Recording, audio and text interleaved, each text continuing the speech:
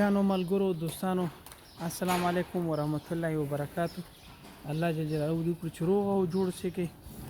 نن زه غواړم تاسو ته د باډي سکور کنډیشن یا د بدن د وضعیت د معلومولو د درجې په اړه باندې تاسو ته معلومات درکړم چې دا څومره اهمیت لري.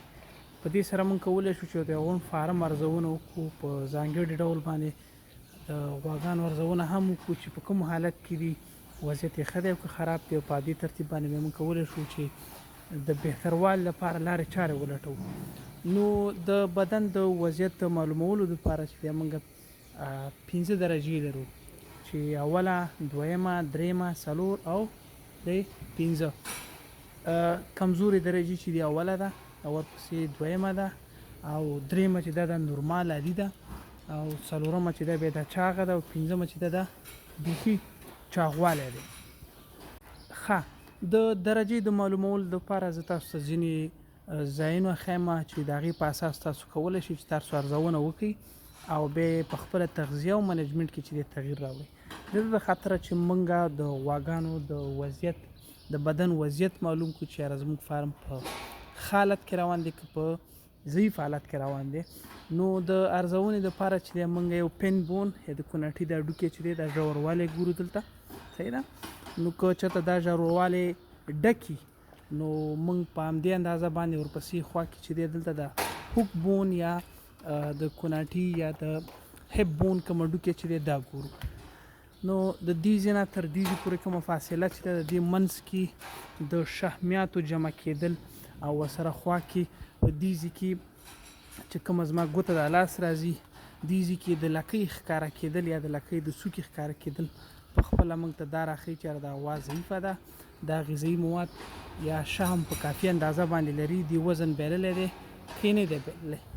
دا غوا چې ده اوس تقریبا دا په 2.5 درجو شاوخوا کې ده. ورسره خوا کې موږ که چېرته په سترګو باندې د پښتۍ وګورو او یا په لاس باندې دا حس شي، نو تاسو کولی شئ چې ووایئ چې دا د 3 نه ښکته ده.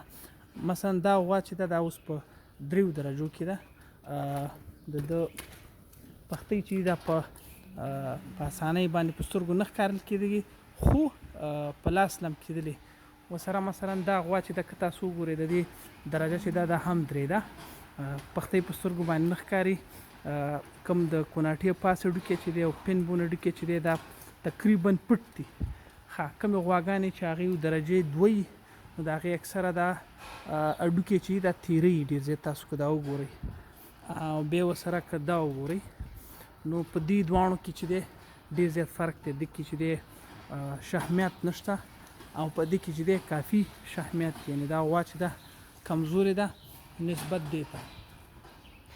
زه راځم مثلا تاسو ته د نورې غواګانې ښیم چې کومې قوي دي او کومې ضعیفه دي. مثلا دا غوا که تاسو وګورئ د پاس نه ژوروالی دلته د شحم چې دی په کافي اندازه باندې چې دی دا د لاسه ورکړي دي، خپل وزن یې بایللی دی، او د پین بون نه تر هپ بونه پورې د کوم ژوروالی که تاسو ګورئ دې مطلب دا دی چې د خپل وزن چې دی دا بایللی دی. ورسره پښتۍ چې دی د دې نه لرې ښکارېږي، مګم که دا وګورئ دا تقریبا بیا د ده دا درجه چې ده یا دا وضعیت چې دی نسبتا دې ته ښه دی. او که دا وګورئ د دې د منځ کې کوم دا ترل چې دی یا دا د کوناټي د کوم منځ عضلات چې دي دا ډک دي نسبت ده ته، نو دا په 3 درجو کې ده او دا د 2 شاوخوا ده. زه به اوس دې کې وګورم که چېرته موږ سره 15 درجې وي نو 15مه درجه هم زه کولی شم تاسو ته وښیم. یا مثلا دا تاسو وګورئ که تاسو غواړئ په فارم کې ارزونه وکړئ نو دا هم ښه طریقه ده چې تاسو کله غواګانو ته خوراک واچوئ نو کولی شئ چې ته شانه وګورئ چې یاره وضعیت په کوم حالت کې دی. بیا کولی شئ تاسو یو ست وباسئ او د هغې ست په اساس باندې تاسو خپله درجه بندي وکړئ. د دې دواړو فرق چې دی دا واضح لیدل کېږي دلته. دا غوا که تاسو وګورئ د پښتۍ چې دي دا په سترګو باندې نه ښکاري خو په لاس باندې چې دی حس کېږي. ورسره دوه د هډوکو ترمنځ کوم عضلات چې دي هم دا په کافي اندازه باندې د وضعیت تقریبا دا 3.5 درجو ته دی. دا غوا تازه لنګه شوې ده نو د وخت په تېرېدو د امکان دی ولري وزن وبیلي که چېرته تغذیه صحیح نشي نو بیا به تاسو که چېرته د وزن وبیله نو دغې اندازهګیرۍ په اساس باندې کولی شئ د په تغذیه کې بهتروالی راولئ. دا غوا که تاسو وګورئ د دې درجه چې ده دا اوس 4 ده، دا بلاربه ده، د ده اوس چې دی دا د غذایي مواد یا د شحمو په ذخیره کولو باندې پیل کړی دی. د ده پختی چې دي دا د وروسته نه یا په سترګو باندې په اسانۍ باندې نه ښکاري. همداشان شحم چې دی په کافي اندازه باندې لري. که وروسته برخه یې وګورئ هم دا تقریبا دا څه ناڅه ډکه شوې ده. دا چې ده دا تقریبا دا د 4 نه پورته ده. یعنې دا غوا چې ده دا په ښه حالت کې د غواګانې چې کله لنګېږي باید په دغسې حالت کې د هغه بهترین حالت دی، ځکه غواګانې چې دی بیا دغه شحم یا چې کوم دي کې ذخیره شوي دلته دا د آینده لنګوال لپاره چې دی دا استعمالوي. ښه تر ټولو ښه حالت چې په هغې کې غوا د غوا په وجود باندې په صحت باندې منفي تاثیر هم نه لري هغه دا درجه ده. که تاسو دا وګورئ نو د ده ماشاءالله د شحمو اندازه ښه په کافي ده. د لګۍ تر منځ دوه منځ کې کومې فاصلې چې دي هغه هم تشې نه دي او یعنې دی غذایي موادو ته په کامل ډول باندې ښه رسېږي نسبتا نورو ته. ځینې غواګانې چې دا وزن بیلي. بل مثال مثلا دا دی، دا چې د تقریبا د درجه چې د اوس 3 ده، هغه مخکې چې کومه تېره شوله هغه 3.5 وه. نو که چېرته ستاسو په تغذیه کې مسلې او غواګانو ته په کافي اندازه باندې غذایي مواد نه رسېږي نو د درجه د 4 نه همداسې ښکته راځي او بالاخره 1.15 ته او 1.8 او 2 ته رسېږي. که چېرته ستاسو تغذیه ښي نو ستاسو غواګانې باید د 3 او د 3.5 ترمنځ. غواګانې عموما د لنګون په سر کې که چېرته کافي اندازه باندې دي د غذایي مواد خوړلي نو دوی باید کم از کم 3 یا 3.5 د بي سي اس یا د بدن د وضعیت درجه ولري او تر 3 میاشتو پورې چې دی کولی شي چې نیمه درجه دې وبیلي. که چېرته د دې درجه د 3 نه کمیږي نو دوی بیا په اسانۍ باندې نه بلاربېږي، غویمتوب هم پکې نه ښکاري او په همدې ترتیب د نورو مشکلاتو سره مخ کېږي. نو ستاسو غواګانې چې کله لنګېږي تاسو باید دې ته متوجه اوسئ چې د بدن د وضعیت درجه یې باید څوی کم از کم باید د 3 نه پورته 3.5 یا 3.4 یا حد اقل 4 پورې ورسېږي. بیا کولی شي چې مثال که هغه وزن اوس هم بیلي 1 درجه وزن هم بیلي په 3-4 میاشتو کې نو ایله به 3 ته راښکته شي.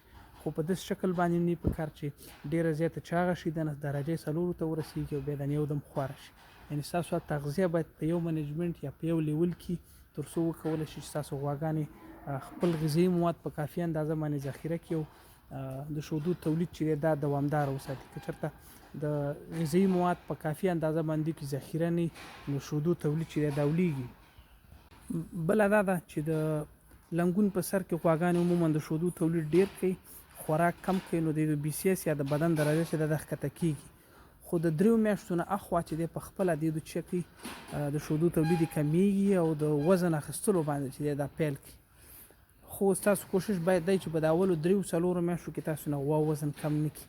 ځکه که په د اول 3-4 میاشتو کې تاسو نه وزن کم کړي نو بیا وروسته کومه فایده چې ده د هغې بیا کمه ده، ځکه د شودو تولید داسې هم کمي، تاسو نه غواګانې په ځای دی چې په وخت یې بلاربې کوي وروسته ځنډېږي او په دې ترتیب باندې غوا په د دې په ځای چې په کال کې یا بچې وزېږي دا تقریبا د لنګون او د بیا تېرېدو ترمنځ یا د بیا د 2 لنګونو ترمنځ واټن چې دی د یو کال په ځای باندې 14 میاشتو ته 18 میاشتو ته 18 میاشتو ته رسېږي او په دې ترتیب باندې تاسو د تاوان سره مخ کېږئ.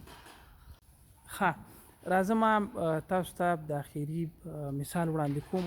دا د هولسټین او د مومبلیار ترمنځ یو کراس دی، اول نسل دی او د دې د بي سي اس درجه که تاسو وګورئ په ډېر ښه شکل باندې معلومیږي. دا اوس په 4 کې ده، 4مه درجه ده او د دا پختی چې دي دا نه ښکاري او چې کله یې په لاس باندې اسکې هم نه اسکېږي. که د وروسته نه تاسو دا وګورئ نو د ده کې کافي اندازه باندې چې دي په لکۍ باندې د ده غوړ چې دی په ده کې جمع دي. نو د لکۍ دا تیروالی دلته اکثره وخت ته ګورئ دا که چېرته دې کې غذایي مواد نی ذخیره نو اکثره دا ډېر زیاتې تیریږي او په همدې ترتیب باندې که چېرته تاسو د دوو خالیګو ترمنځ لاس کېږدئ هم چې دی دا تشي دلته د اکثره کمې غواګانې چې د هغې وضعیت ښي هغه څنګه وي هغه په اسانۍ باندې داسې که وګورئ د سپنج غوندې ایسي مثلا ما سره ته بله هم بیلیارد ده نو تاسو که دا وګورئ د دې درجه هم تقریبا لکه اوس ودرېږي د معلومات کېږي دا تقریبا دا هم د 4 شاوخوا ده نو دوستانو د بي سي اس درجه یا د بدن د وضعیت درجه چې ده دا ډېره زیاته ضرور ده په کلاس باندې هېڅ کوم دا پختۍ چې دي زما د دوو ګوتو ترمنځ کوم پوټي کې باندې چې دی د په اسانۍ باندې لا نه ډلي